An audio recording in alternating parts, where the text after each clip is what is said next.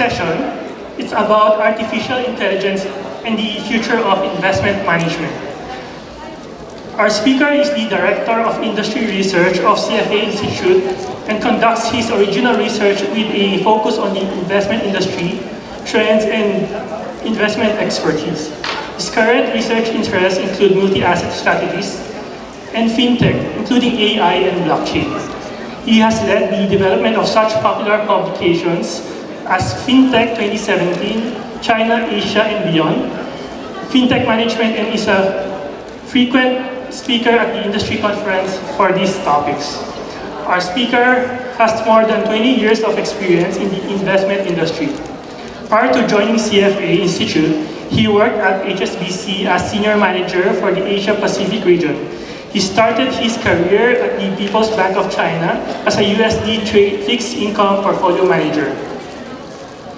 He also worked for US asset manager Munder Capital Management, managing US and international equity. He has been interviewed by a wide range of business media such as Bloomberg, CNN, and the Financial Times, South China Morning Post, and the Wall Street Journal. He graduated from the University of Notre Dame with a Master of Business Administration degree and was also a visiting scholar at the MIT Sloan School of Management. Ladies and gentlemen, please welcome Mr. Larry Cao, CFA. Good afternoon all, Larry Cao, CFA Institute. So what we do is really, we look at industry trends and investment expertise for the benefit of our members. We want to give our members the benefits of our expert insights so that they be successful in their careers. So we want to share some of the research that we've done with you. So hopefully you consider finance as a career, when you're considering finance as a career option, see if this is the right thing for you. We want to tell you what we think is coming down the line, see how this industry will change, and then we'll tell you what's our recommended solution. So after hearing that, if you think this is still the right option, then I think you're more convinced, you're more sort of dedicated to the option. So that's hopefully the point of sitting in this session today. So finance in general has been a promising career option for many people.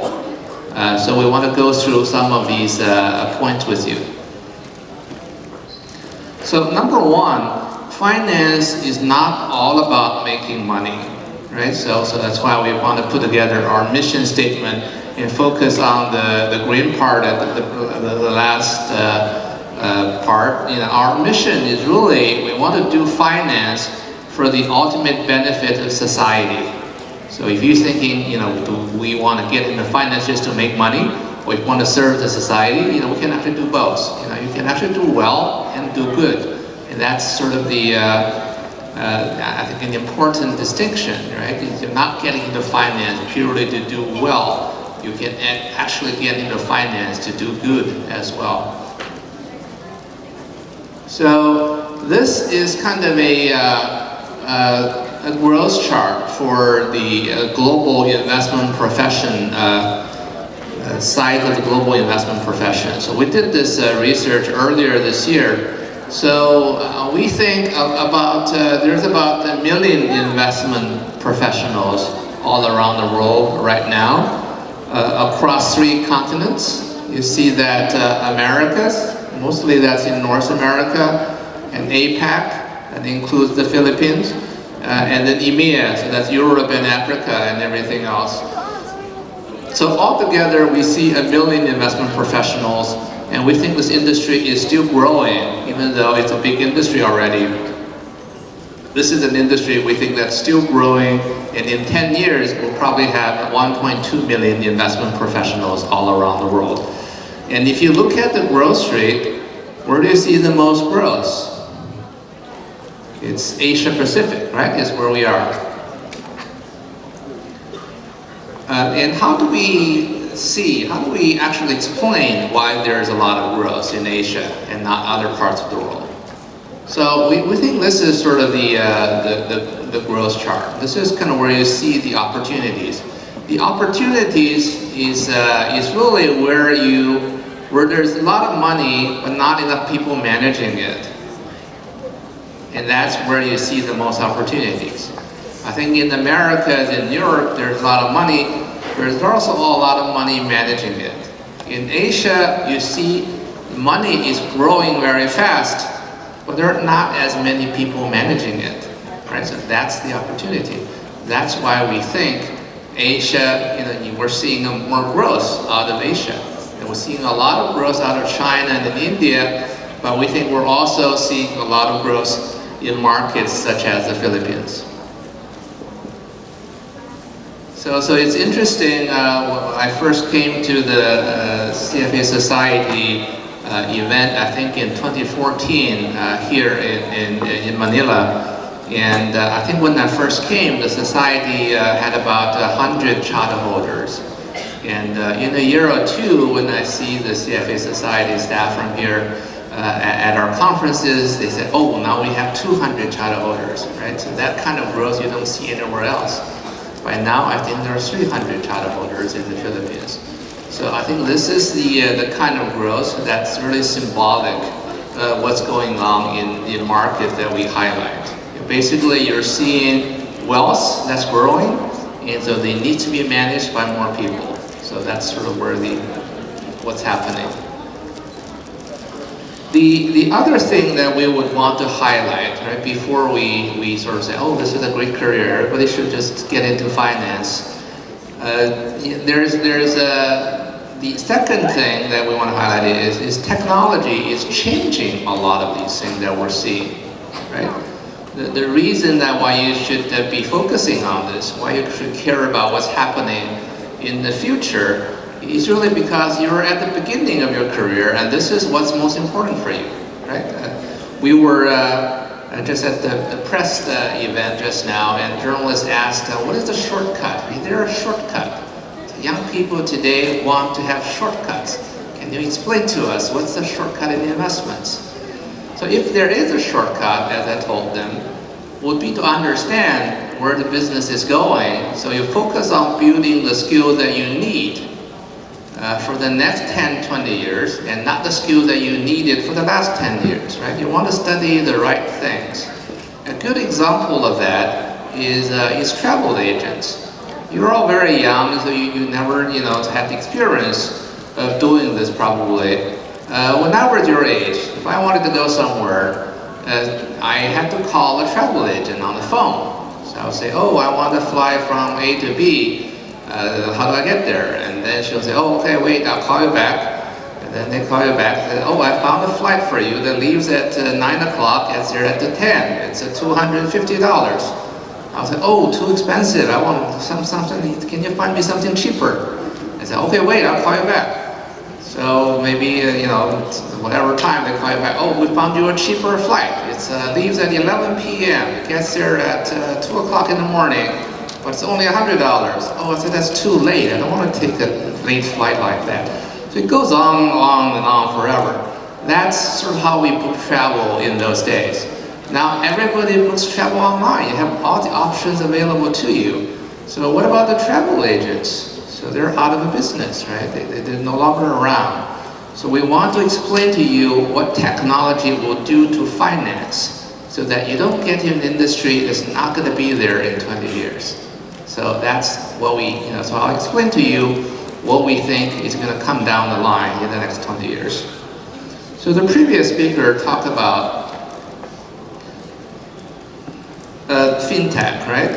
We had a general observation a few years ago. We thought fintech, but when we first started fintech, 2015, 2016, what people called fintech was actually peer-to-peer lending. So maybe also mobile payment, maybe also robo-advice, but that's fintech. And people said that's disrupting. So we said, oh no, that's not disrupting. We said really that's complementary to the banking or financial institutions because they're serving customers financial institutions are not already serving. So we basically call those stage 1 fintech. Today we're going to talk about this fintech stage 2. We later said ABCDs of fintech, which is artificial intelligence, big data, cloud computing. We think these things will actually transform the financial industry, including investment management. They will actually be disrupting. So we want to understand how they will change the industry. So this is AI. So AI has lots of different branches, and we'll get into that, and we'll see how they will change the industry. So we did a research just recently. This is actually a report that hasn't come out. This will come out at the end of the month around the world. So it's called AI Pioneers in Investment Management.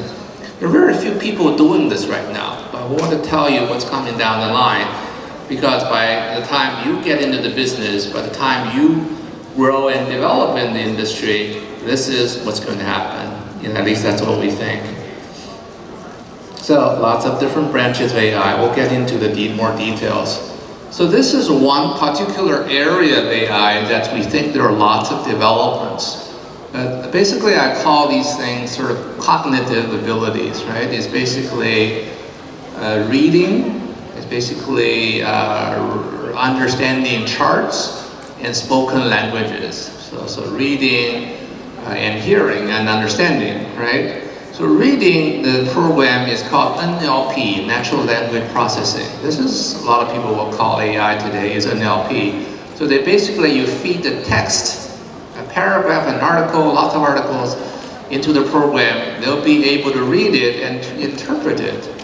So people have designed these tests, and we know now these AI programs can read better than an average human being. So that is scary, right? So they can read better than we do now. And you say, how do you know? Because they have these tests. Once you read that, you need to be able to understand this relationship, and they are able to answer that better than an average person now. So that's reading. And computer vision is the reading of charts, images. So computers, you feed images into the program, and they'll be able to tell what the image is all about. And they're better than humans a lot longer than after NLP.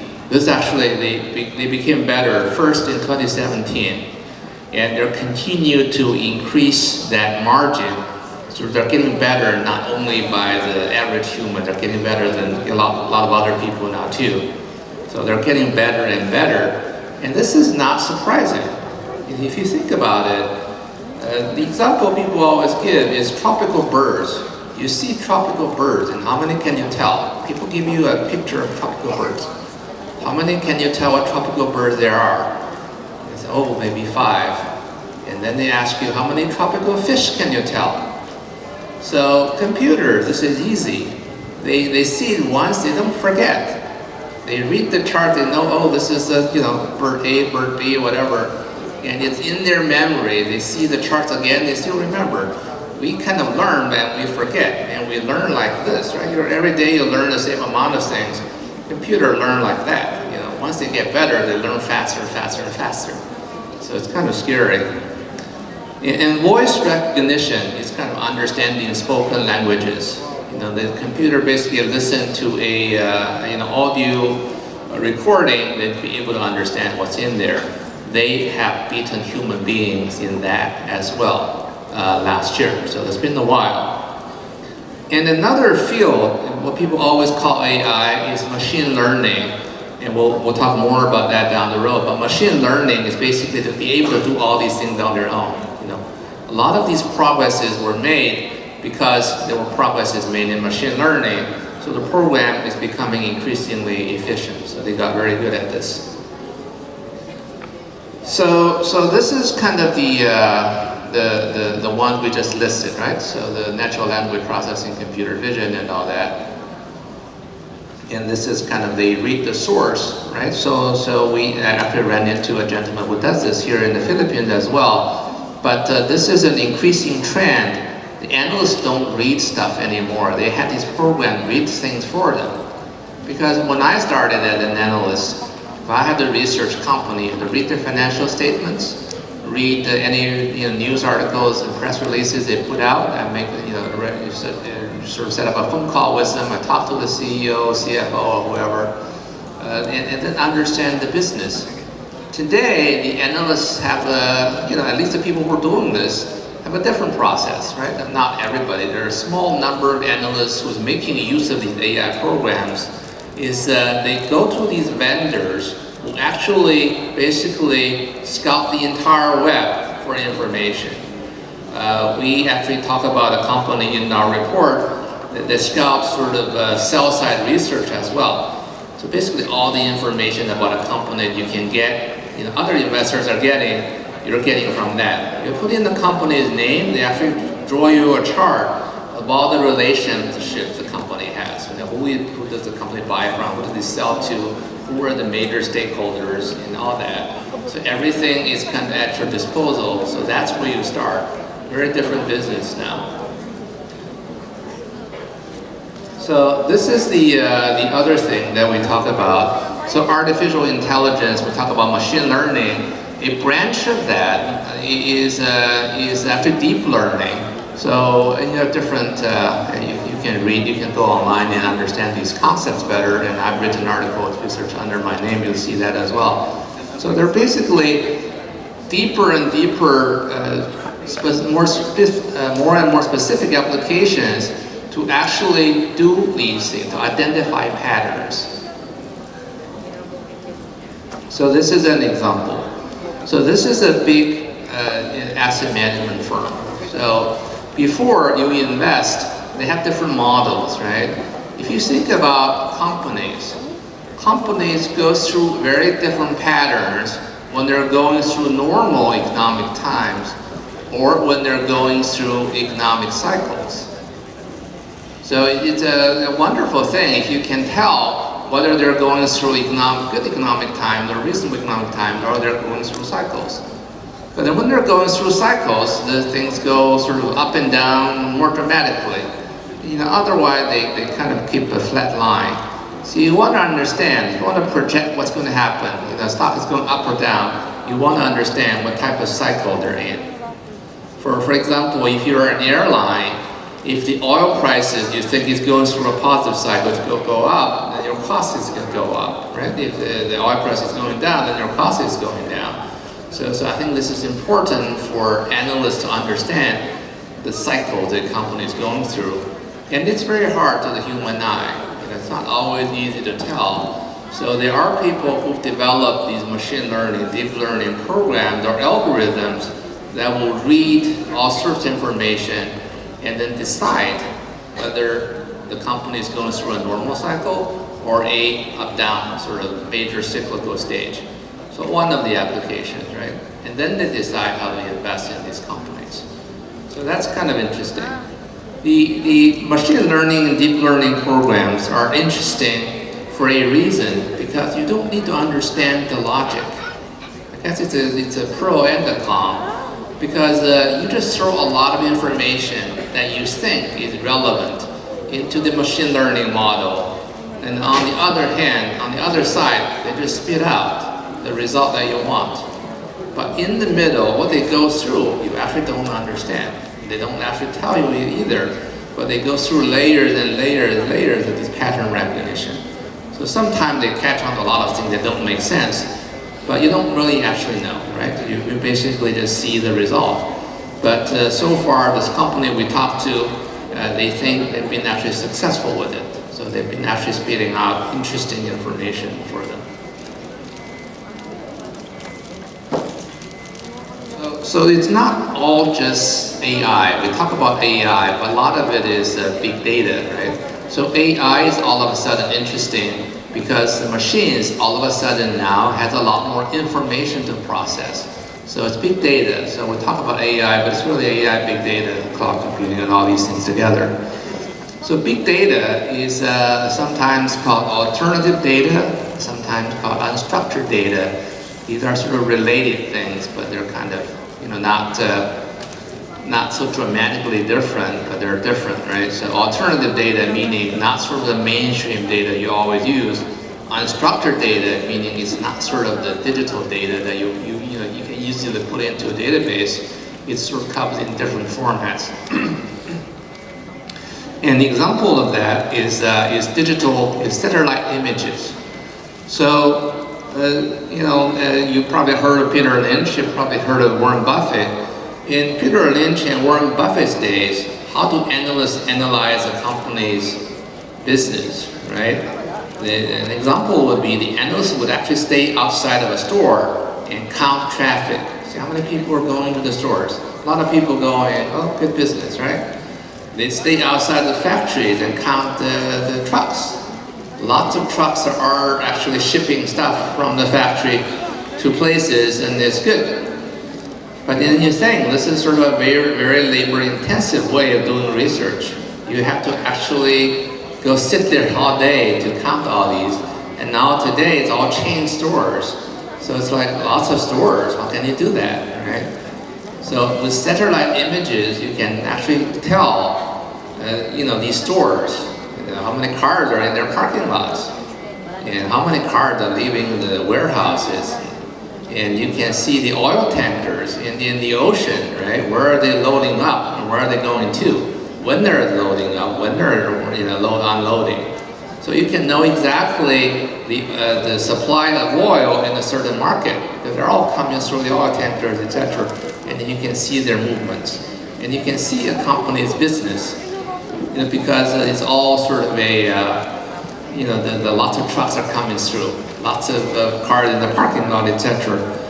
And a good example recently, or an actual example, is Tesla, right? So we all heard about Tesla cars.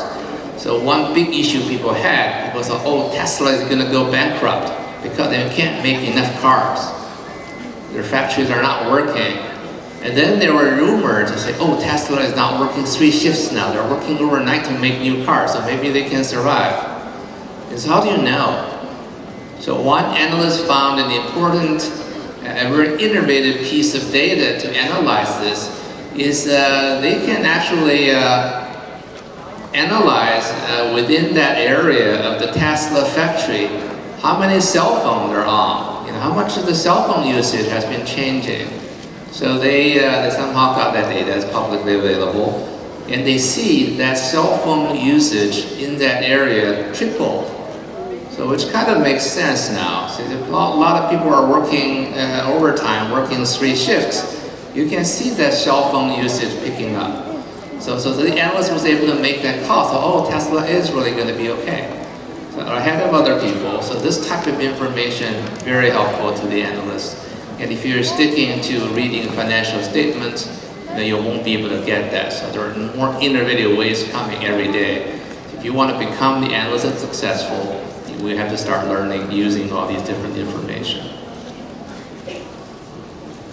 So another example of AI big data. So this is an insurance company, right? So this is an insurance company that started from no data scientists a few years ago to having 100 AI scientists now. Has 1,000 AI scientists now actually. So a big firm, a conglomerate. And they've been very successful doing what? It's an insurance business, right? It's a property insurance business. So when someone's car got into trouble, and you had to, before, you had to call someone, right? Someone will come and examine your claim and say, the car really got into an accident. The wheels are not turning anymore, so they have to get rid of it. But now they just say, you just take a picture with your cell phone and email it to us. And our AI program will examine that picture and we'll be able to tell whether you're telling us the truth. And then we'll decide how much that is worth. So this is an example of turning unstructured data into something that's useful. Because an image is an unstructured data point, before they couldn't process it. Now because they process a lot of it, so they have the rules and patterns all determined, they know what it means, so they can do everything already. So another example is a good example of explaining why if you don't use these things, your business will be very different, or it'll be very difficult for you to compete probably. A life insurance company in the US all of a sudden figured out how to actually find a profitable pool of people to insure. And how do they decide to do that? It's basically to only insure people with wearable devices. So this is a good time to check whether you're actually having a wearable device. Why they're doing that? Because they found in their pool, people with wearable devices live 17 to 24 years longer than those who do not. So congratulate yourself if you're wearing one. It's not because of the watch, obviously. I think it's because of a lot of other things that's related to the watch. But it's helpful.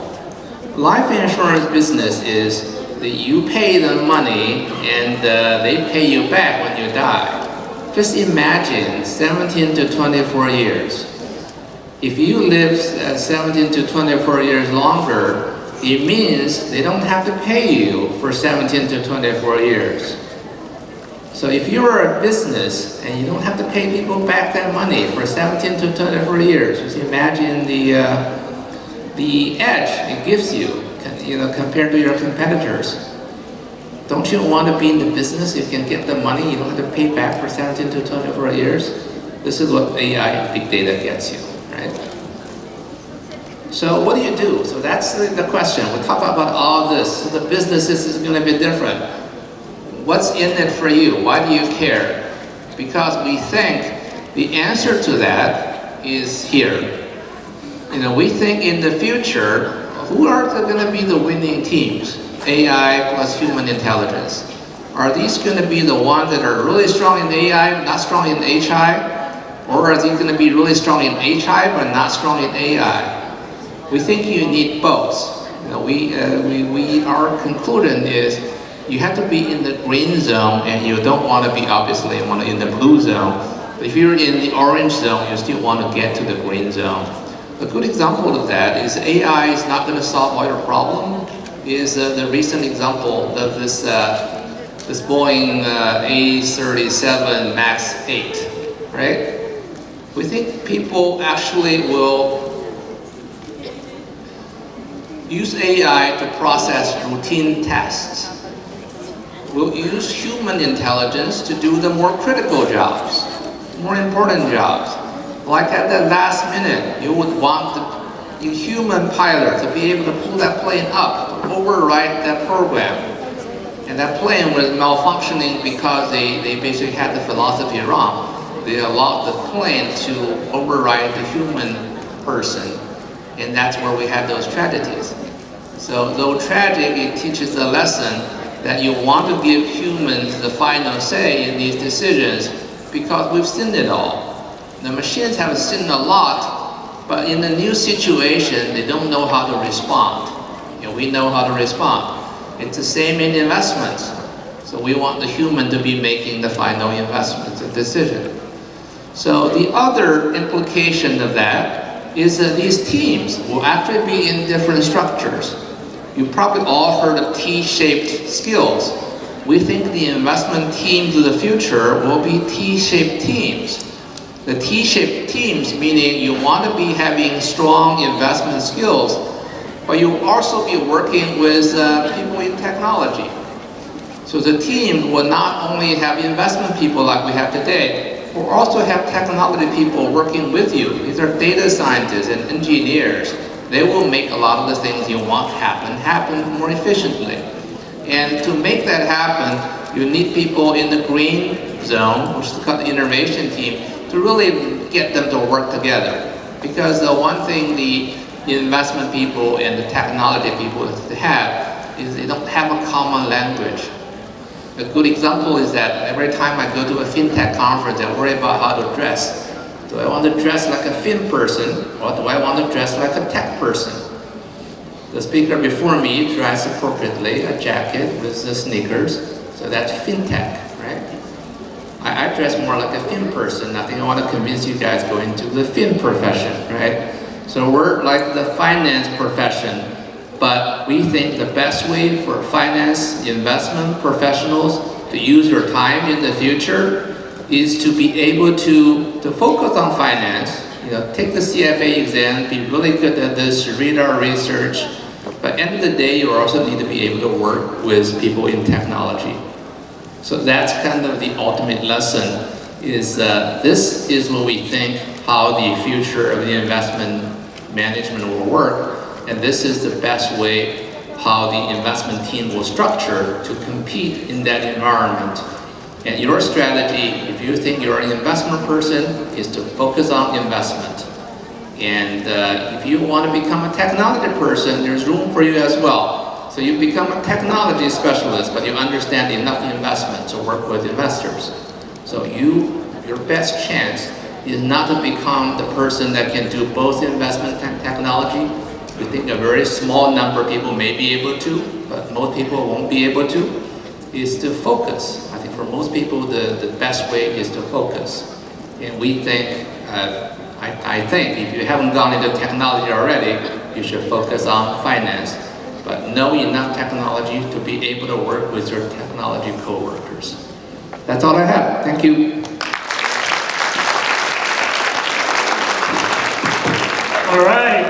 Thank you, Sir Larry. It's time once again for our Q&A session. Our moderator is currently a Senior Managing Director in the Corporate Finance and Restructuring Practice of FTI Consulting. He started his career in the Corporate Finance Group of SGB and Ernst & Young Transaction Advisory Services in Manila. He graduated magna cum laude from the University of the Philippines, Diliman, with a bachelor's degree in Business Administration and Accountancy. He's a certified public accountant as well as a CFA charter holder. He is currently a board member and the Vice President for Candidate Relations of the CFA Society of the Philippines. Ladies and gentlemen, please welcome Mr. John Balse, CFA.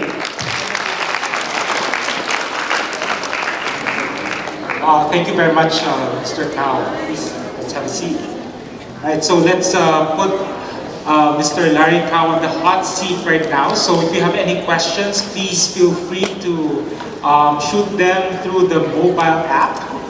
Okay, so, so first off, artificial intelligence, it actually sounds scary, you know, with Terminator and all that. You know, I saw an article a few days back saying that artificial intelligence is, I think, in terms of level of probability that it will actually cause Armageddon or apocalypse, it ranked 6th. Should we be scared?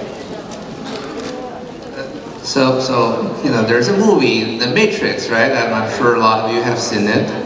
I think that's not happening anytime soon. So AI, there's a general AI, there's what we call more limited AI. I think there's not obvious how we'll cross that bridge from limited AI to general AI. So AI doesn't have a brain per se. They don't tell themselves to do stuff yet. We program them to do stuff, and we obviously won't program to hurt ourselves. All right. Okay. All right. So you mentioned shifting to more finance and career type questions. We have a question here from John Paul Tanyag. He's asking, you have mentioned in the first part that AI should have human intelligence to work. Do you think there's a possible, or can you regulate AI such that you don't overtake HI in terms of productivity and efficiency? So that's a good question, right? So we don't think AI will become humanly intelligent. Won't be that smart. But AI obviously has the potential over a long period of time become so productive that they learn most of the things that we can do. That's probably not in my lifetime, but you may be able to see it. So you have to be prepared for that eventuality. It's not happening anytime soon, and if it does happen, I think really it will be a big issue for society and for governments to how to allocate wealth. I think if AI is working for you, if the wealth is allocated in a fair way across society, that's a good thing. If it becomes, if AI really accumulates wealth for just a few AI conglomerates, the few technology giants who own all the AI technology, then I think we'll have an issue. is there an imbalance between the development of AI in the West versus Asia? Did you see that in your study? So one thing that the AI was able to progress so rapidly over the last few years is the availability of abundant data. And the abundance of data is available both in the US and in China. So that's why you're seeing, among other things, because of other reasons, but this is a major important reason why you see the progress, you see more progress being made in the US and in China. A lot of these programs are not transferable, as far as I can understand, across languages. So if you're part of the English language family, or if you're part of the Chinese language family, then it becomes a lot more likely for AI to have major progress. Did you cover in your study the Philippines? Because there's a question here from Wilbur Peter Charles Guanco. He's asking, currently, how is AI used or applied in investment management? Is it already being used in the Philippines? So I don't think, as far as I know, it's not broadly used, at least. We've done a global survey, and we have members in the Philippines contributing as well. Is we ask people, and we ask portfolio managers, how many of you used AI in the last 12 months in portfolio management? Only 10% said yes, and I think that's an inflated number. Because we really want, eventually, we think people will use AI and big data to solve core investment problems. We're only asking whether they're using AI at all, and only 10% of the people are using AI at all. So people using them to address core investment problems, I would think are even less. Do you have in your study, do you have a list of particular careers in finance that are probably going to be outdated because of AI? Good question. This is, I'll refer you to a report we recently published. I can send the links to the society, or you can go online and look for it. The report is called Investment Professional of the Future. Search under that report or CFA Institute, or under my name, you'll pop up. We actually list a number of careers in terms of the likability of the technology impact. I guess in relation to that as well, careers in the future that would be in demand because of this fintech AI landscape. Is there like a list of careers that these students can possibly pursue later on? Very good question. I think a lot of people are asking these questions. What should I do, right? Of course. I'll cite a study by Oxford a few years ago. I think the conclusion is changing, so as you can see, to give you a sense of how difficult it will be to answer these questions. So Oxford did a really broad study of all different careers by very detailed professions to say which is most likely to be replaced by AI, which is going to be least likely to be replaced by AI. So the ones that are least likely to be replaced by AI is what?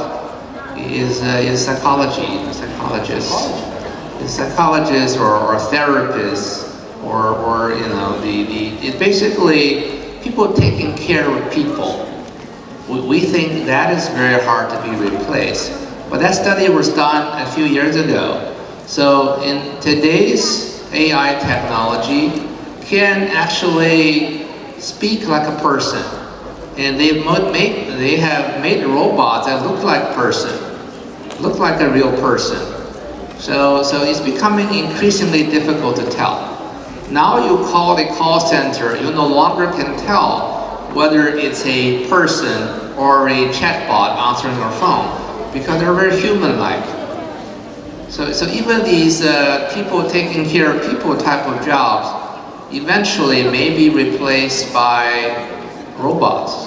But that's very far down the line. So in your foreseeable future, I think the investment profession will be around, right? Because the example I gave, that Boeing 737 MAX 8, you need the person to be there at the reins to actually take control at important times. This is true for investments. Investments, there are flash crashes. There's things like that the program has never seen. And unless there is an experienced investor actually running the portfolio, AI won't be able to respond appropriately. So for that reason, we think the future in investments is really AI plus HI, with HI still making the important decisions. Okay, there's a question here from Mr. Jose Tam. He's asking, because the Philippines, as you know, has a very big business process outsourcing, call center industry. How do you think AI will affect sectors like this? And if ever these sectors get affected, and relating this to another question from Mr. Moises Tamonan, he's asking, how do you diversify? What should you do if you're in that particular career that will be disrupted by AI? Absolutely. So call center, I think is a very sort of fits the description that AI is very efficient and very productive in, because it's a routine job, it's very easily replaced. So chatbots has been most effective. We've seen chatbots replacing call centers the size of like 10,000 people. So that's happening. That is something we cannot stop. India, we're actually a place where people do a lot of outsourcing as well. But I want to point out though, India is benefiting from that trend because India has IITs that are training people who are both good in technology and finance.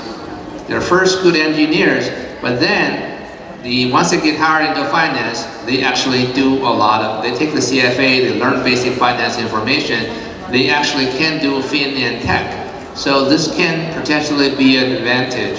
So it's all about the skill that you want to get. I think in today's environment, you want to be that person that has advanced skills and not just a call center type of skills. There's a question here from Alexandra Digman. She's asking, so in fintech, so is that all about technology? Is there any AI and AI that is currently used there? Sample for what? There's AI. Is there any AI and HI that is currently being used on fintech?